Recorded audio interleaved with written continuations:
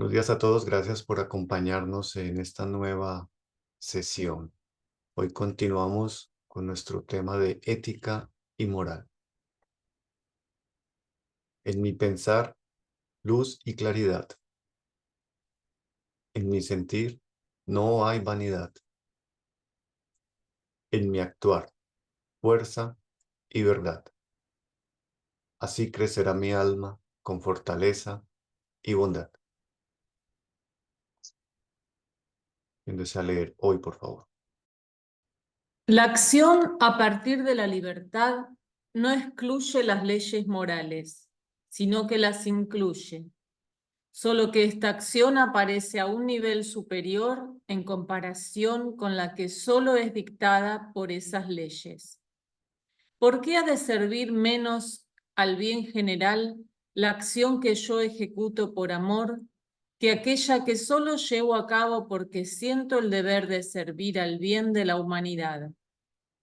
El simple concepto del deber excluye la libertad, porque no quiere reconocer la individualidad, lo individual, sino que exige la sumisión de esto último a la norma general. La libertad del actuar solo es concebible desde el punto de vista del individualismo ético. ¿Cómo es posible la convivencia de los hombres si cada uno solo se esfuerza por hacer valer su propia individualidad? Esta objeción caracteriza una moral mal entendida. Esta cree que una comunidad humana solo es posible si están unidos por un ordenamiento moral común establecido. Esta moralidad no entiende, precisamente, la unidad del mundo de las ideas. No comprende que el mundo de las ideas que actúa en mí es el mismo que actúa en los demás. Esta unidad es, sin embargo, solo un resultado de la experiencia de la vida, pero tiene que ser así, porque si se la hubiera de reconocer de otro modo que no fuera por la observación, en su esfera no imperaría la vivencia individual, sino la norma general. Fragmento del libro Filosofía de la Libertad, Rudolf Steiner. Gracias, Mónica. Buen día para todos, buen día, maestro Mario. Muy buenos días para todos. Oscar, me habías dicho anoche que ibas a escoger al azar a alguien que hiciera la retrospectiva. No lo hice al azar, Bárbara se ofreció. Ah,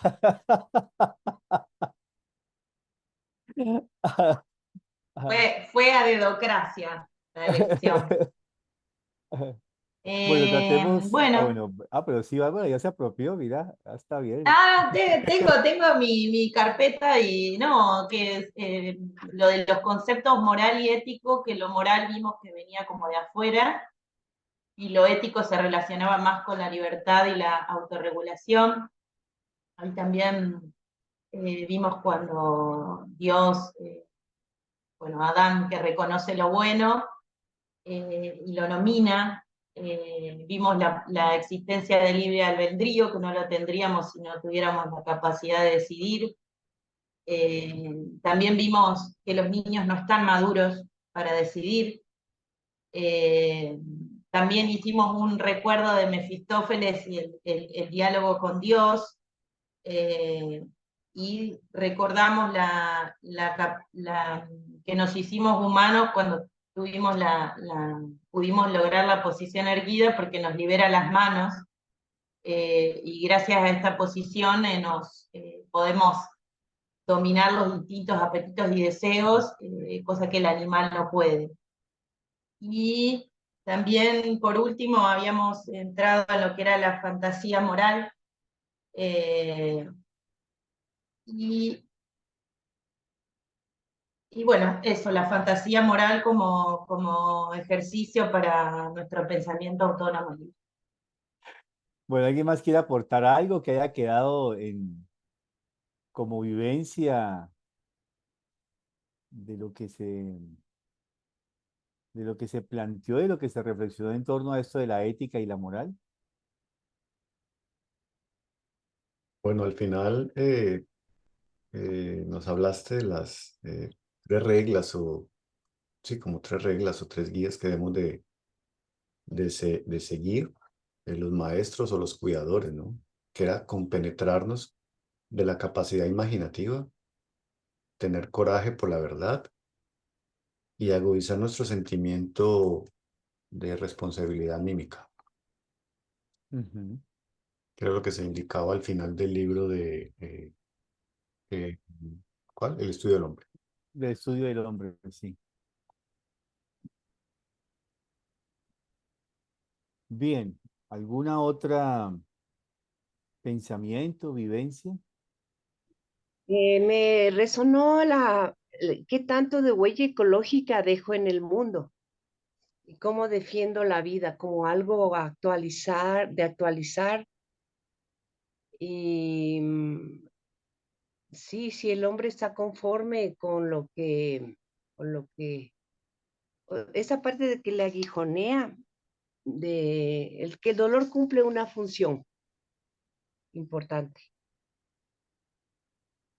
Ujú. Eso. Gracias Gracias. por escuchar. ¿Ibas a decir, Oscar, algo? Sí, precisamente esa parte, ¿no? De encontrar el justo medio, digamos, sí, el justo medio en las acciones, que a veces el mal precisamente tiene su función en este proceso, como una fuerza de los obstáculos, una fuerza opositora. Me llevo como también esa imagen. Sí, cuando en el Fausto, Fausto se encuentra con Mefistófeles, hay un diálogo, ¿no? Entre ellos, cuando se transforma de perro de aguas en Mefistófeles, en el propio diablo, ¿no? Y la relación comienza con una pregunta: ¿cómo te llamas? Y Mefistófeles le dice: pero ¿para qué te vienes a preocuparte ahora cómo me llamo si tú no, tú- a ti no te interesan los conceptos? Y Fausto le dice: sí, pero es que los seres de tu calaña eh, son muchos, y de acuerdo a su nombre actúan. Y entonces le va a comenzar a decir: soy una parte del bien que obra el mal y pretende, soy una parte del todo que hace el mal y pretende el bien. Mm, tremendo dilema moral y ético, ¿cierto? Eh, pero justamente ahí está ese ejercicio. Y Fausto me parece que como obra arquetípica de la humanidad es una obra que justamente nos coloca, a pesar de haber sido escrita hace casi 2 siglos y medio, aunque hay muchos, digamos, intentos de un Fausto, eh, épocas mucho más atrás. De hecho, hay prototipos del Fausto como el libro de Job, por ejemplo. En el termina el Antiguo Testamento con el libro de Job, que también es un dilema moral. Em, Justamente el tema del Fausto nos plantea un ejercicio de vivir al lado del mal. El mal no es algo que ya está afuera, como lo veían las antiguas culturas hindúes o persas, ¿no? Los hindúes decían: el mal está afuera, allá está Maya, la ilusión, el mal. No nos metamos en el mundo porque allá está el mal, allá vive este ser. Y entonces se crea toda digamos, lo que se va a llamar posteriormente la doctrina del yoga, esos 7 formas que permiten que el hombre no se relacione con el mundo, sino mantenga unido al mundo espiritual. Ahí ya ha comenzado el ocaso de los dioses, es decir, el hombre cada vez pierde más la conexión con el mundo espiritual. Y los persas ven esta lucha de estas fuerzas del bien y del mal, de la luz y la oscuridad, como le llaman ellos, Aura Mazdao y Ahriman, en esta lucha de estas fuerzas, y dicen: no, hay que ir y transformar esas fuerzas en el mundo. Y de estos impulsos, de ese relacionarse con ese mundo de la ilusión, es que va a aparecer la agricultura y va a aparecer la domesticación de los animales y posteriormente la base fundamental de las ciencias naturales, la astronomía, la matemática, la técnica que va a dar lugar a la ingeniería, todo esto. Y a pesar de que uno dice el Fausto es una tragedia, termina la primera parte como una gran tragedia, se colocan unos elementos muy importantes que nos hablan de esta transición entre lo moral y justamente lo ético, porque está colocando al individuo frente a una condición que estamos expuestos todos los seres humanos. A partir de ese pacto, Mefistófeles va a trabajar, ya no está fuera en el mundo, ¿sí? Sino va a estar al lado de Fausto, hombro a hombro caminando. Y ahí, antes de la presentación, antes de que se presente, o sea, que Fausto se presente en su verdadera naturaleza, perdón, que Mefistófeles se aparezca en su verdadera naturaleza, él es un perro de aguas, que los ha encontrado cuando Fausto va con su discípulo Wagner caminando, porque han salido, es domingo de resurrección. Recordemos que Fausto está al borde de la desesperación, el colapso anímico y se va a suicidar. Toma la pócima con la cual él y su padre les daban en la época de la peste negra a los pacientes para que se murieran. Y ahora va a tomarse esta pócima, está a punto de tomarla cuando justamente es el alba y allí tocan las campanas. Y hay un coro de ángeles que se dice Jesucristo ha resucitado. Y esto lo saca, ¿no? Y luego ya viene la algarabía, sale a la calle, se va a encontrar más adelante con su discípulo Wagner, van camino, van de camino y aparece el perro de aguas que lo sigue hasta su estudio.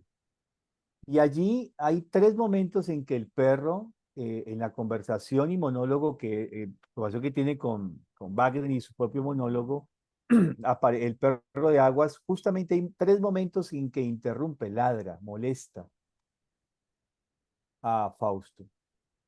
Y entre líneas uno se pregunta, ¿en qué momento es que ladra el perro? ¿En qué momento molesta el perro? Y justamente es cuando Fausto está entrando en su interioridad, está entrando en la naturaleza de su ser y está haciendo profundas reflexiones, o sea, un ejercicio ético.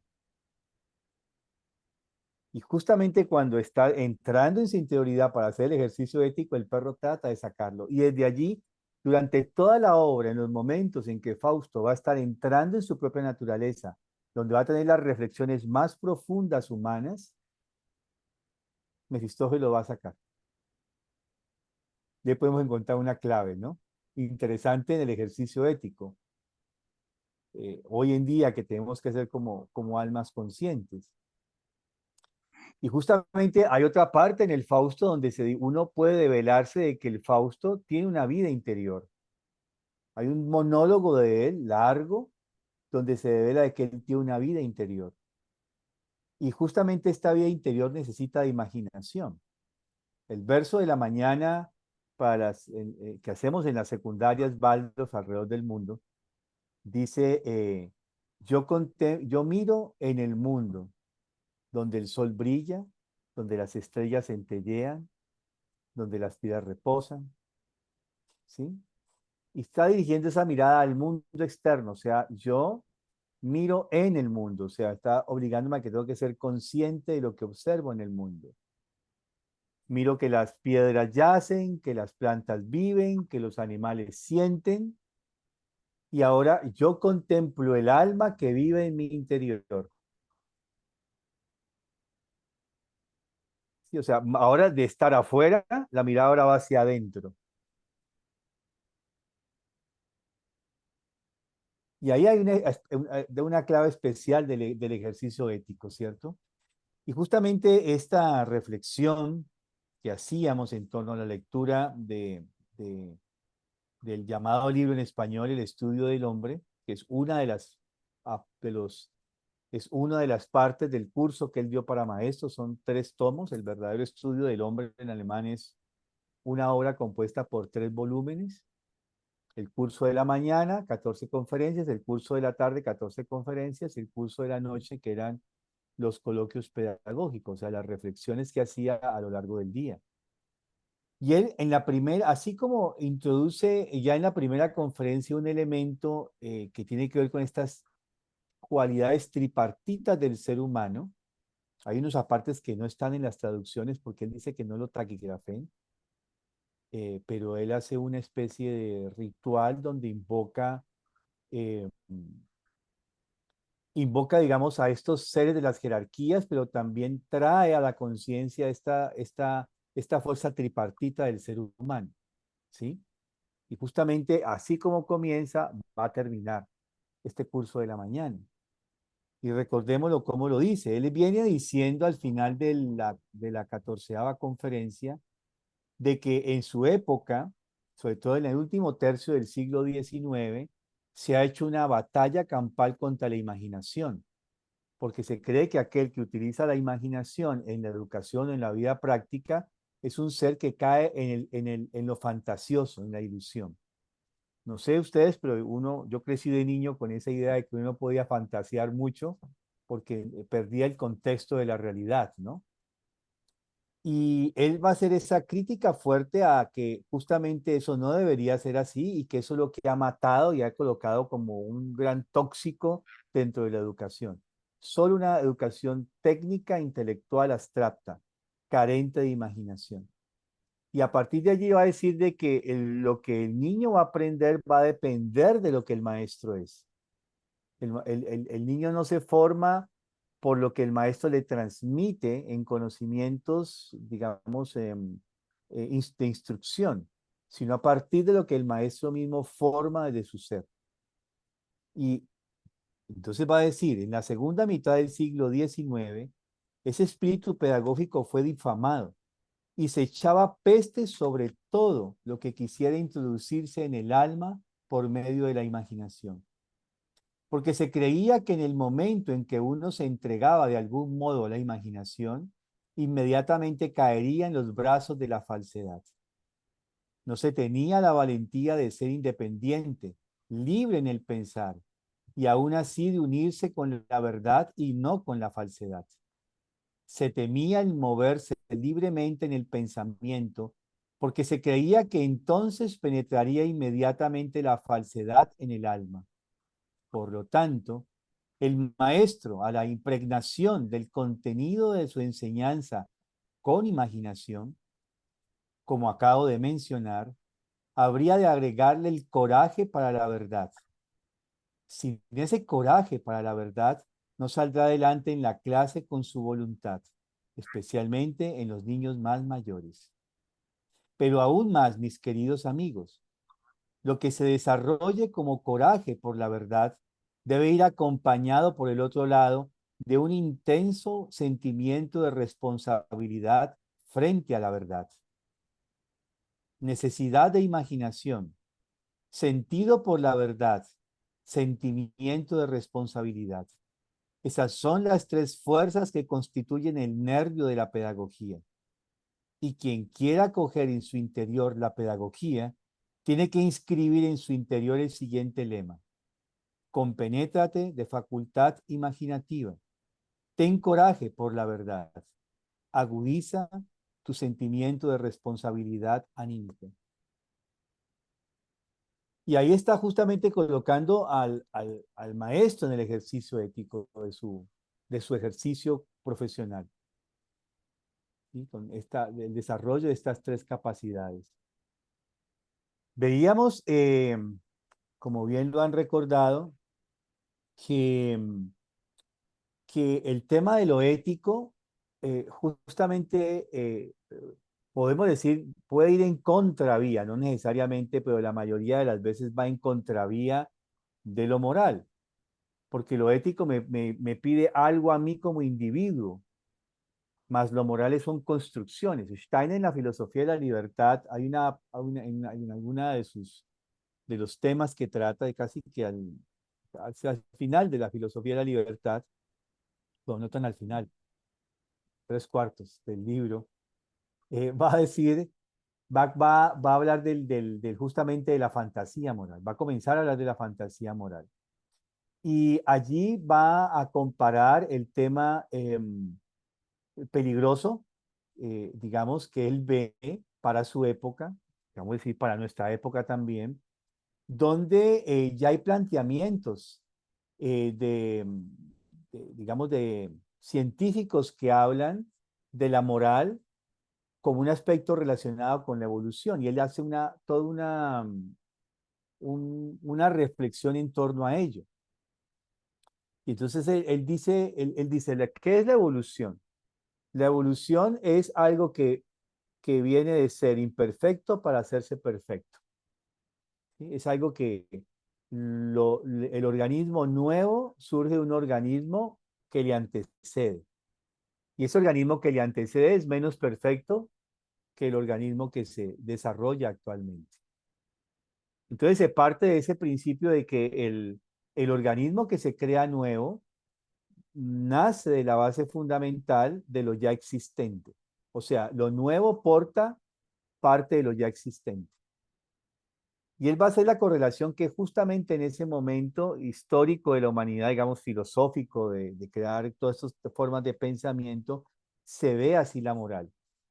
O sea, la moral surge, la moral que nosotros tenemos como seres humanos hoy en día, ¿de quién deviene? De nuestros ancestros, de nuestros antepasados. Las reglas morales vienen de atrás, han sido dadas por seres humanos. Y la cuestión ahí, la que él va a colocar el punto medular es, sí, eso es cierto, pero yo no puedo crear algo nuevo a partir del pasado, o sea, de mis ancestros, de mis antecedentes, antecesores, sino debo crear algo nuevo a partir de mí mismo. ¿Y cómo voy a crear algo nuevo a partir de mí mismo si yo como individuo no me coloco en ejercicio? Porque lo que estaría haciendo solamente es una transmisión así como la herencia se puede transmitir hasta cierto punto, porque cada individuo hoy en día transmuta la herencia que ha recibido de sus padres, el ser humano, ¿no? El animal sí está, digamos, los seres naturales están de alguna manera determinados por las leyes de la naturaleza, por la herencia en este caso. El ser humano puede transformar esto. Sí, eso es una cualidad especial que podemos tener. Y de ahí vale la pena releer la oración del hombre digno, de Pico de la Mirandola. ¿Sí?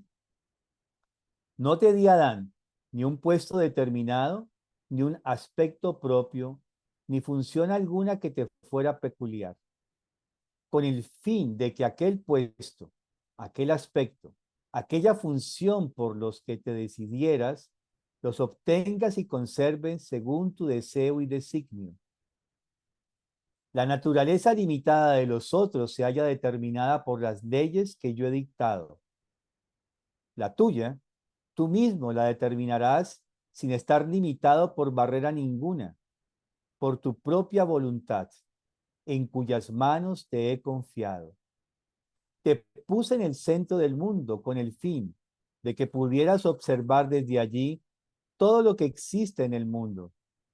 No te hice ni celestial ni terrenal, ni mortal ni inmortal, con el fin de que, casi libre y soberano artífice de ti mismo, te plasmaras y te esculpieras en la forma que te hubieras elegido. Podrás degenerar hacia las cosas inferiores que son los brutos. Podrás, de acuerdo con la decisión de tu voluntad, regenerarte hacia las cosas superiores que son divinas. Y es ahí donde comienza esto que Steiner plantea, uno ve este aspecto donde él de alguna manera a través del pensamiento nos propone una forma de vida ética. Y ahí lo dice, tenemos que utilizar la imaginación.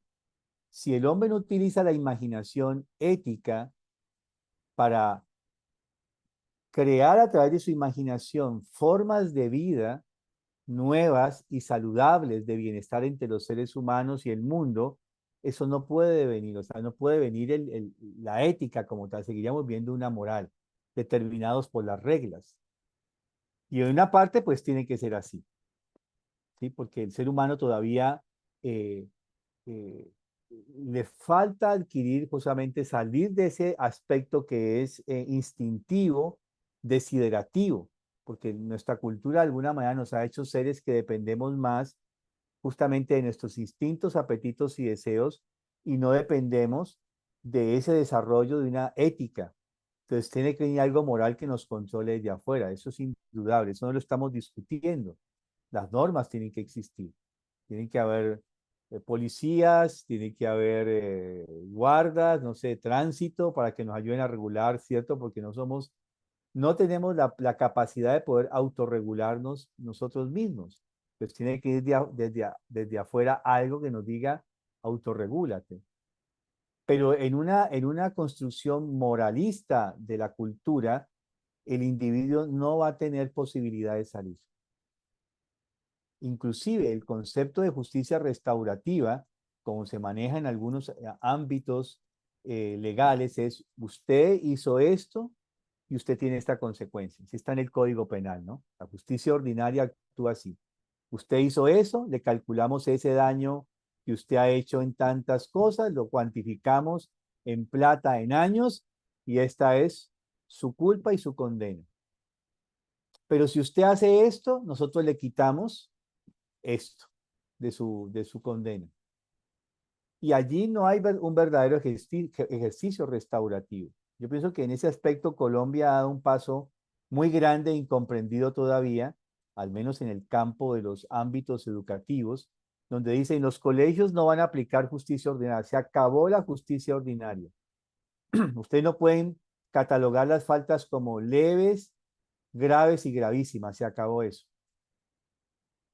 El rector, que es el juez natural, los directores, directoras de las escuelas, que son los jueces naturales, no tienen capacidad ni de, ni de investigar, ni de, ni de juzgar, ni de condenar. Aquí hay que aplicar justicia restaurativa. Ah, ahí comienza el problema. Porque la gente quiere ver sangre en el ruedo y no es del torero. Y así lo digo yo. Y nos cuesta. ¿Y dónde está la consecuencia? ¿Y qué se ha hecho? ¿Y qué pasó? ¿Y qué falta? ¿Y aquí ha faltado? ¿No? Y viene justamente la condena moral desde afuera. Estamos en ese ejercicio ya hace 10 años, justamente 11, ¿sí? Donde nos cambian las formas, donde a mí me parece que es un avance interesante desde lo político, jurídico, filosófico. Es bien interesante el ejercicio. Porque además nos dice, aquí hay un marco moral. Se llaman situaciones, 1, 2, 3, te dice cuáles son. Pero usted cree su marco ético, que son las condiciones. Defina qué es conflicto y cómo resuelven conflicto. Nos coloca un ejercicio individual a reflexionar. Además, un ejercicio que no no es estático, sino móvil constantemente. Y eso nos ha costado mucho, o sea, a todos, o sea, nos cuesta porque eso nuevo de lo que es ser individuo, ser alma consciente, no es tan fácil. Entonces, frente a esta comparación que hace Steiner, en esta parte donde comienza a hablar de la fantasía moral, justamente dice, el ser humano tiene que colocarse en este ejercicio de construir lo que es genuinamente eh, eh, moral, o sea, la fantasía, colocarnos escenarios. Y va a decir, yo no puedo partir de un hecho como la herencia, como la evolución, en la ética, en la fantasía moral, sino que debo primero actuar para luego conocer o comprender lo que he hecho. Debo colocar lo que con mi fantasía moral he diseñado como una norma de convivencia y posteriormente reflexionar sobre ello. No es lo contrario, no es algo que existe ya dado como las leyes naturales, como los principios de la evolución, leyes que existen como tal y que luego yo voy a reflexionar sobre esas leyes que ya existen. Él va a decir, no, primero tengo que actuar para luego O sea, en el ejercicio ético tengo primero que actuar y luego reflexionar sobre lo planteado. Y ahí nos crea una situación bastante interesante, ¿sí? En esta construcción. Porque justamente el mundo tiene que ir cada vez más hacia allá. Y la gran pregunta es, por ejemplo, nosotros cumplimos años y todo el mundo nos dice mucho bienestar o el feliz año, ¿no? Bienestar.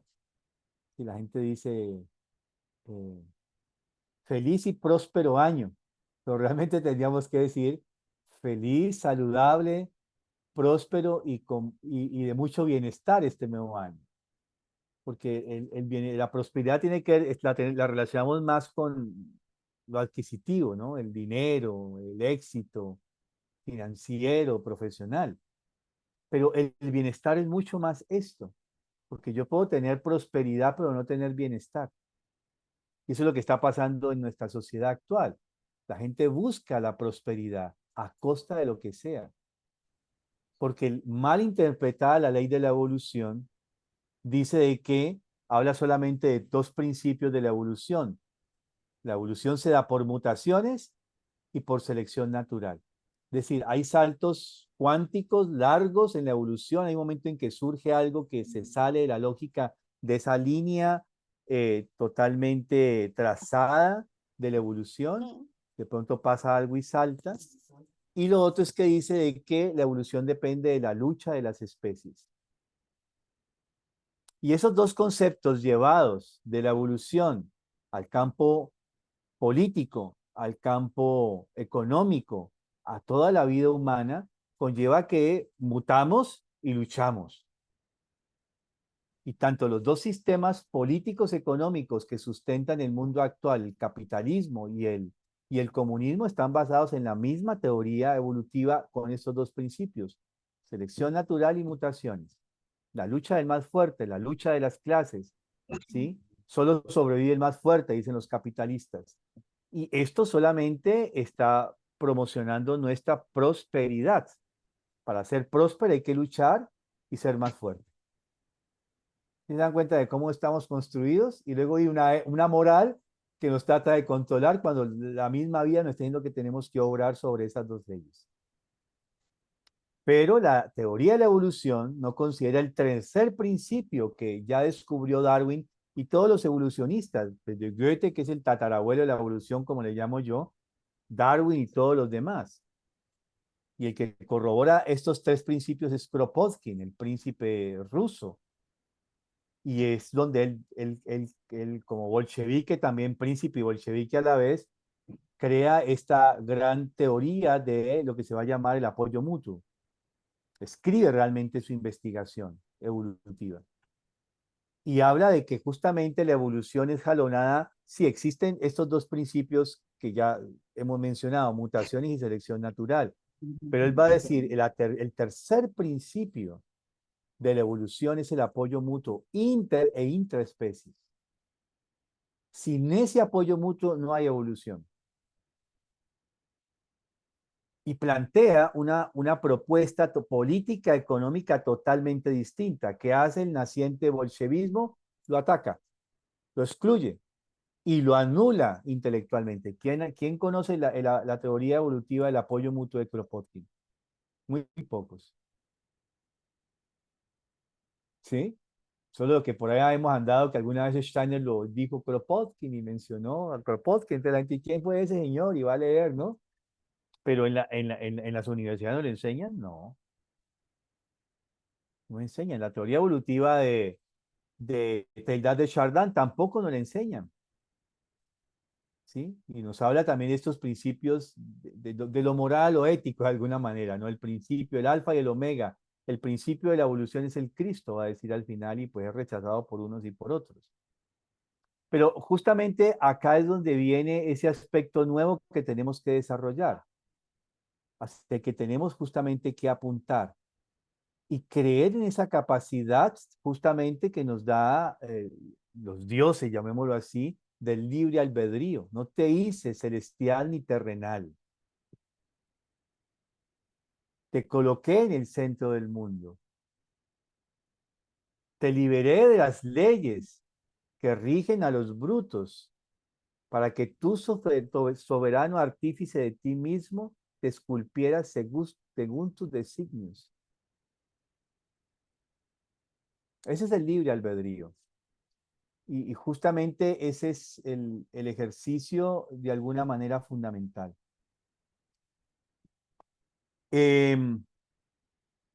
Luego tenemos otro tema que quiero que entremos, que es un autor muy interesante de leer, que se llama Erich Fromm. Es un psiquiatra, psicoanalista, que tiene una serie de obras donde él va a hablar justamente del miedo a la libertad que tienen los seres humanos. Es un texto que es para mí fundamental leerlo.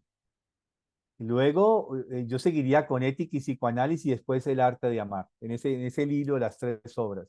Porque allí nos plantea justamente en ética y psicoanálisis, ya lo viene planteando en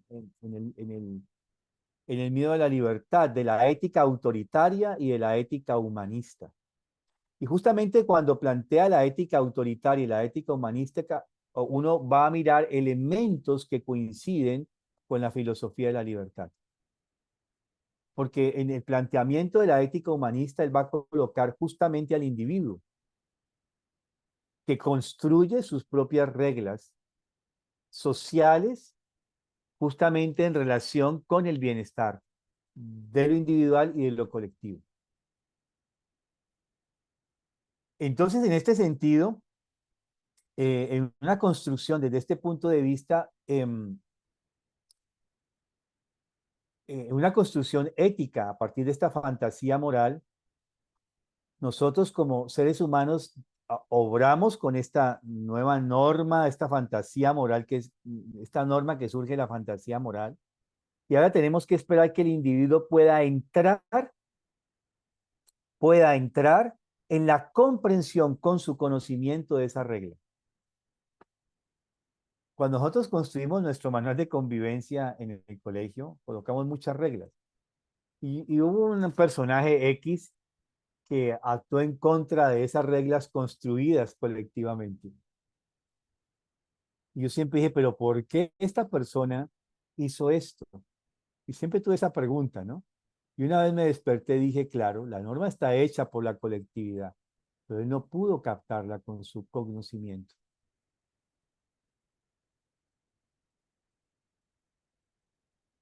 Y es donde va a aparecer posteriormente el dolor. Porque solamente el dolor, decisiones que como comunidad tienen que tomarse, son los que van a llevar a que la persona pueda mirar ahora dentro de sí mismo. Pero de esto entramos dentro de 8 días. Bien, preguntas, inquietudes, aportes.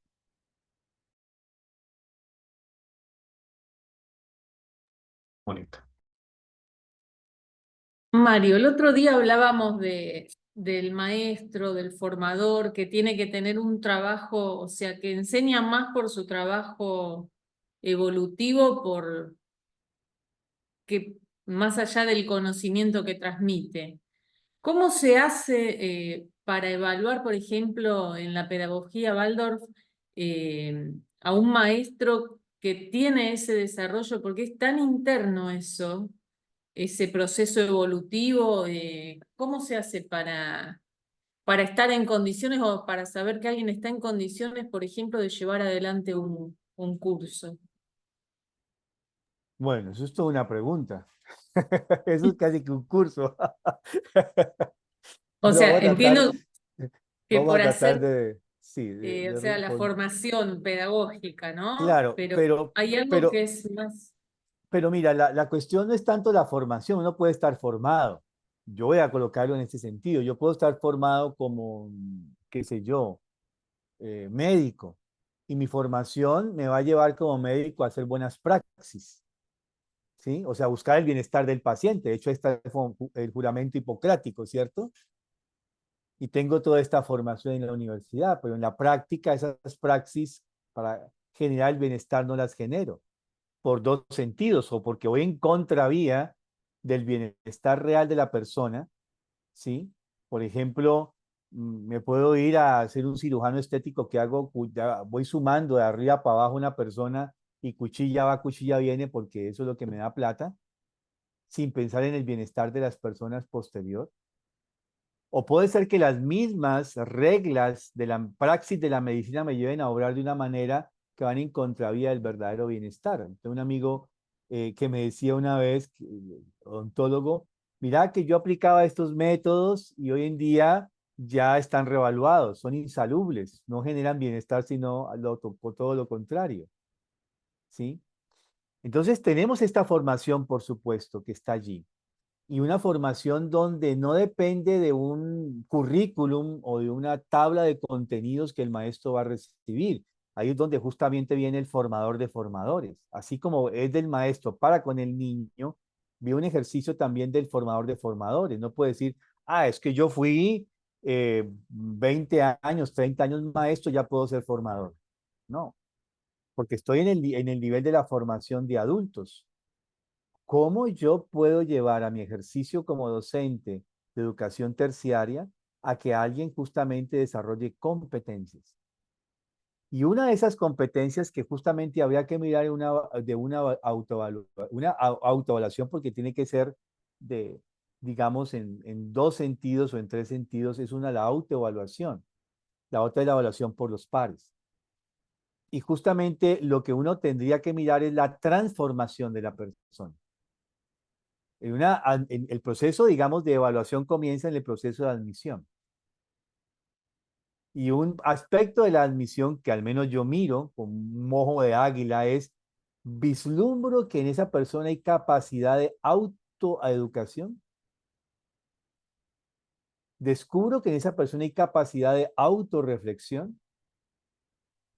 Es una persona que es crítica consigo mismo, es abierta a las críticas externas.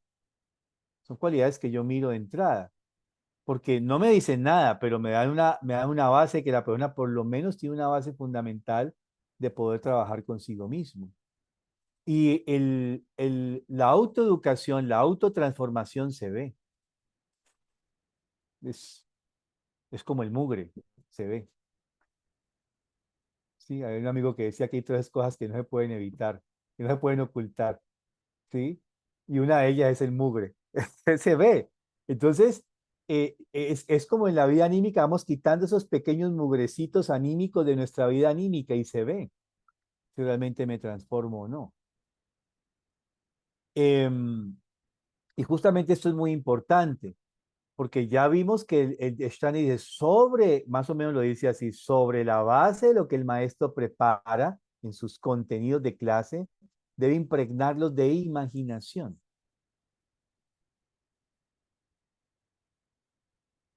¿Y dónde viene esta imaginación? ¿Qué pasa si yo tengo un contenido? Voy a colocarme como ejemplo del Fausto. Fausto tiene unas temáticas, tiene como unas 20 temáticas más o menos. Y yo cada año voy con estas temáticas sin impregnarlas de imaginación. Pero ¿de dónde viene esta imaginación? De conocer el grupo, de entrar en la vivencia de cada uno de estos seres humanos con los cuales yo voy a compartir durante 4 semanas. Y de ahí justamente es donde voy a colocar los elementos de la imaginación. Entonces, se pueden evaluar estos aspectos, ¿sí? Se pueden ver de la autotransformación. Y para terminar con tu pregunta, Steiner nos da una gran clave. Él dice, el maestro debe ser visitado por otros maestros, es decir, por sus propios colegas con los que convive, no por gente de afuera. ¿Sí? Puede haber una evaluación de terceros, como se dice, ¿no? Externa. Pero lo ideal sería que haya autoeducación y evaluación por pares. De esas 3 maestros, por decir algo, que observan mis clases, ellos hacen unas observaciones que me van a compartir. Y ahora, sobre la base de lo que ellos me comparten, que pueden coincidir o no coincidir, sería ideal que coincidieran, yo miro que puedo, digamos que ven 10 cosas que debería cambiar. Pero de las 10 cosas yo solo puedo reconocer 3. Las otras 7 no. Yo no veo eso. Ustedes me señalan de que yo esto no. Yo no lo veo. Por ninguna parte. Pero reconozco 3. Entonces, el plan de mejoramiento que va a hacer el maestro para cada año lo va a hacer sobre las 3 cosas que él reconoce. Y estos 3 colegas que han participado en la evaluación por pares van a mirar si esos 3 metas de plan de mejoramiento que él ha hecho lo ha logrado hacer al final de ese año electivo. Y sobre eso evaluamos. ¿Sí ven un poquito el ejercicio moral ético? ¿Sí? Es más o menos así.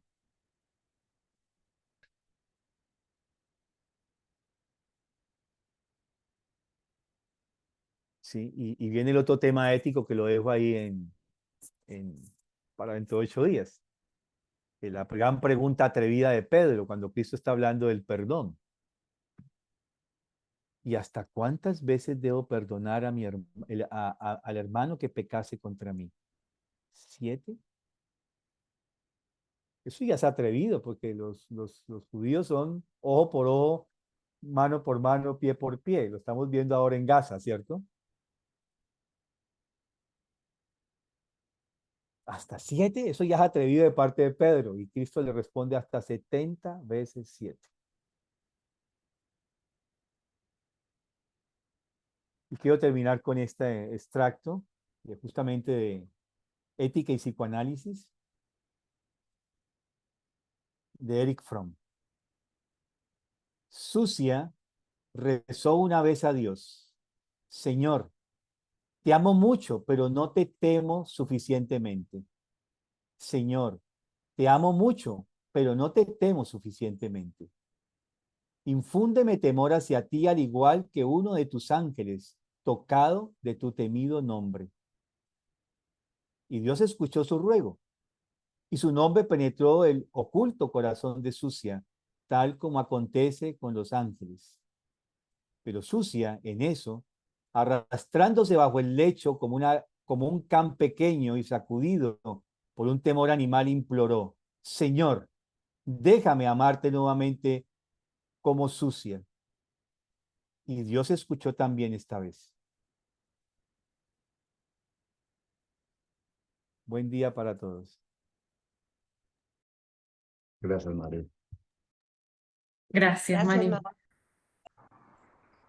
Bueno, buenos días. Nos ponemos de pie, por favor, para activar todo esto que Mario nos acaba de decir. Trabajo muy bueno. Nos hace reflexionar sobre muchas cosas. Entonces, nos ponemos de pie y empezamos, por favor, a caminar en la punta de los pies. Empecemos a caminar en la punta de los pies.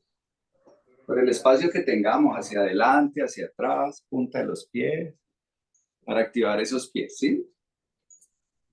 Después seguimos con los talones, la parte de atrás, los talones. Entonces, talones, talones, hacia adelante, hacia atrás, hacia los lados, talones. Después hacemos hacia adentro, cóncavo hacia adentro, ¿sí? Caminamos un poquito dobladas las rodillas, cóncavo. Y hacia afuera. Vamos a hacer hacia afuera, hacemos una O con nuestras piernas. Y bueno. Y ahí damos el paso normal.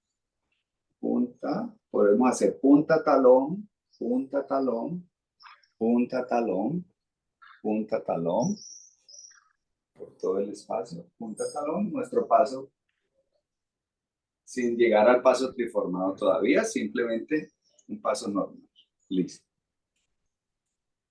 Nos ponemos en un lugar, derechitos, un rayito de sol.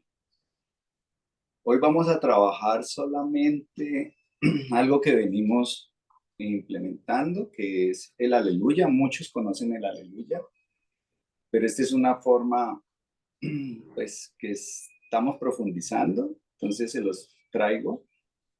Y lo primero que vamos a hacer antes de hacer el aleluya es reconocer ese ser humano que está en nosotros y va evolucionando hacia el ángel, hacia los ángeles.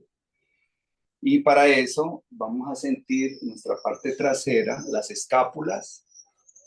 Sí, entonces vamos a sentirlas, están acá. En todos los cuadros de pintura uno observa que de ahí salen unas alas a los ángeles. Ahí salen, ¿sí? Solamente en Mercurio hablan de las alitas en los pies, pero en todos los que uno ve siempre salen de los omoplatos, de las escápulas. Y digamos que evidentemente ahí está. Cuando hacemos masaje present, ese es uno de los, de la parte más masajeada, de esas escápulas. Y ese es como el reconocimiento de nuestra evolución hacia ángeles. Entonces, vamos a hacer el aleluya con esa conciencia. Entonces, yo le voy a dar, son 3 veces lo vamos a hacer, una muy explicadita, la otra muy como angelical y la otra totalmente en silencio.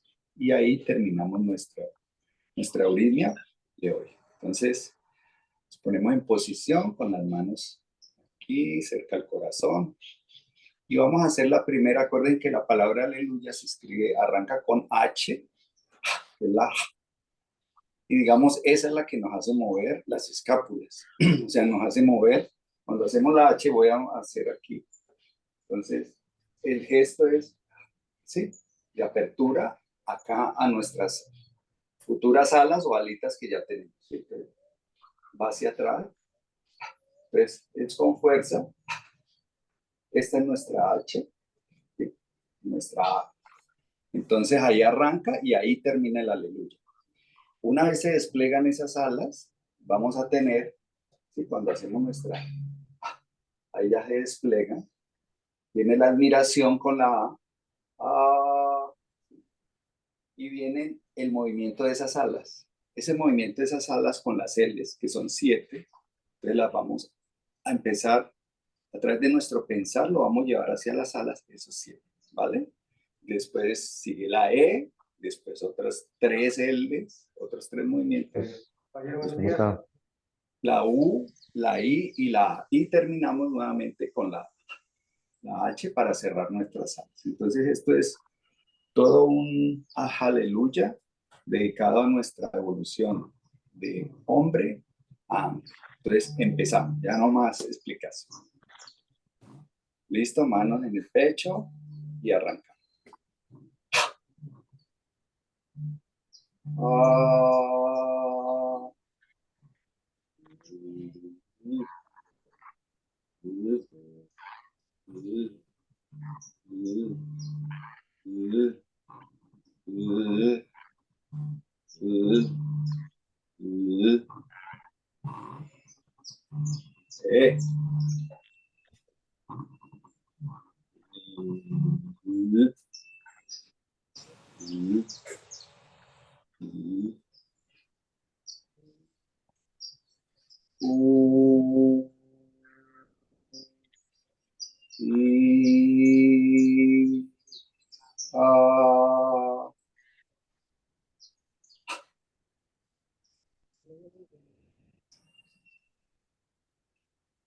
Vamos a hacer nuestro segundo aleluya.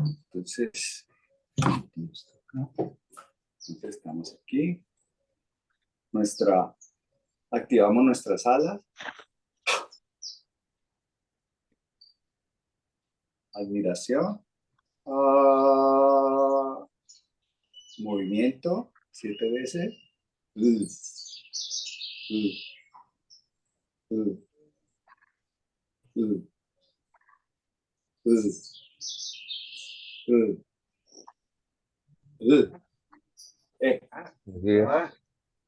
Bien.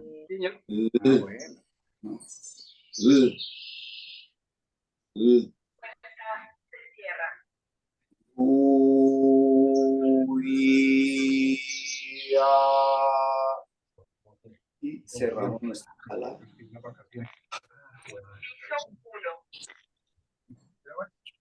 Último aleluya.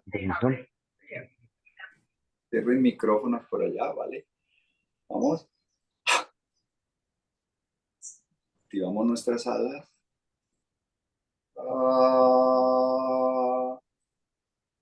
Las movemos.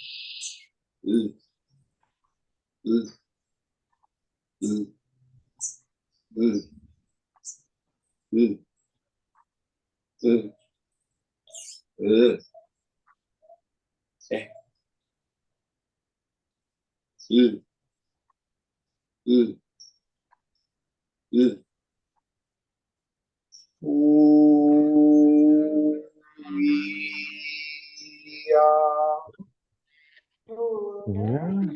¿Y tienes tú? Gracias igualmente, felicidades. ¿Tienes tú, Tomás? Bueno, me Listos. alegra verte. Porfa, y esperemos un momentico allí. Sí, ya sé.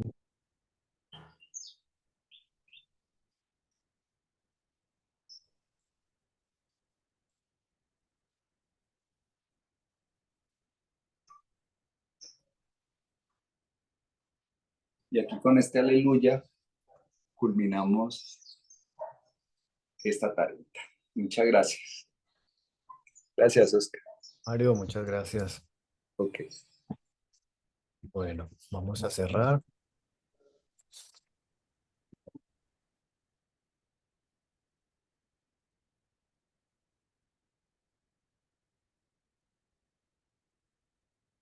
En mi pensar, luz y claridad. En mi sentir, no hay vanidad. En mi actuar, fuerza y verdad.